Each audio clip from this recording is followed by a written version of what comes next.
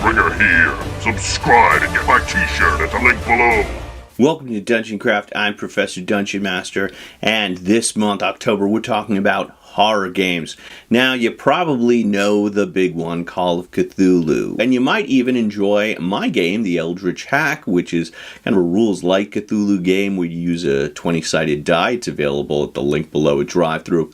But today we're talking about a different game. It's called Dread, and it's actually not new. I think this won the ENnie for most innovative game back in 2008. It can be tough to find this paperback. I've seen it listed for over $100 on the internet, but I saw it recently this summer at Indie Press Revolution at Gen Con, and it's also available at DriveThruRPG at the link below for just $12. I've also found a version online for free, but I'm not so sure that's legit, and I want to make sure creatives are always paid for their hard work, and Dread is excellent. We're going to take a look at it today. Dread is a horror game designed for 3 to 5 players. In Dread, the game master is called the host. The host decides on a premise and creates the scenario.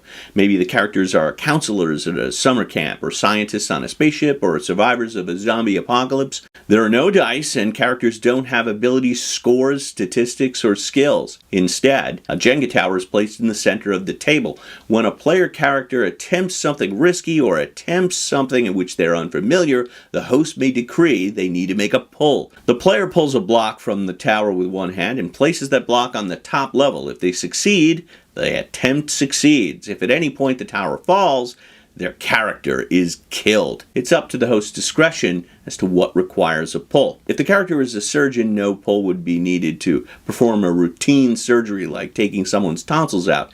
But if they were trying to remove a bullet while under machine gun fire, that would require a pull. If a character dies, the tower is hastily reconstructed with several pieces missing and the game continues. Players may opt to deliberately knock the tower over. In this case, their attempt succeeds, but the character perishes, sacrificing themselves for the rest of the party.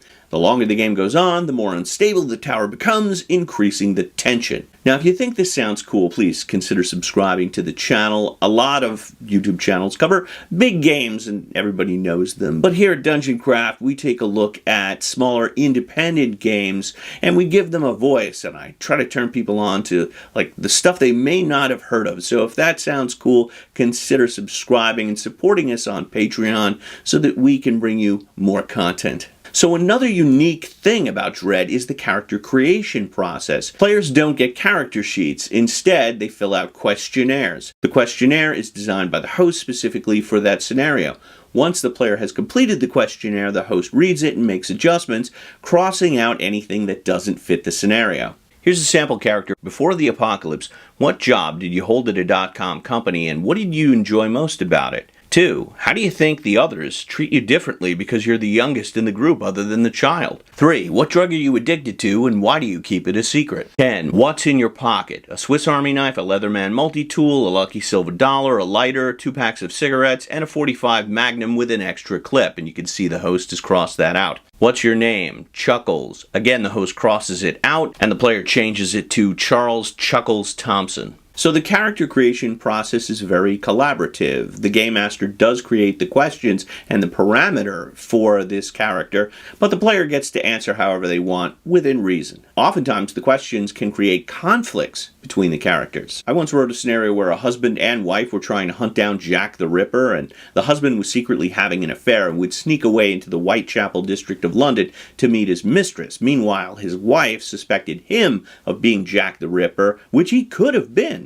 Another character was a local physician who tended to the unfortunate women in the area. He was addicted to opium and would sneak away into Whitechapel to get it. He also could have been Jack the Ripper. Or he could have been one of Jack the Ripper's victims. That was my way of splitting up the party deliberately in order to create suspense and to sow seeds of distrust and paranoia. So there are layers of conflict in Dread, both internal and external. Player versus player is possible in Dread. You can also do a locked room murder mystery where one of the player characters is the killer. Different genres are explored: the suspense game, the supernatural game, the moral game, the mystery, the gory game, and more. Several scenarios are presented: a werewolf scenario, an alien scenario, and a slasher scenario. All come with characters, questionnaires, and advice on when to call for pulls and what the effects would be if they should fail. I've run Dread several times, and this is my advice. Invite your players over early to fill out those questionnaires. It takes about 15 or 20 minutes, and then arrange for a pizza to arrive. And while they're eating the pizza,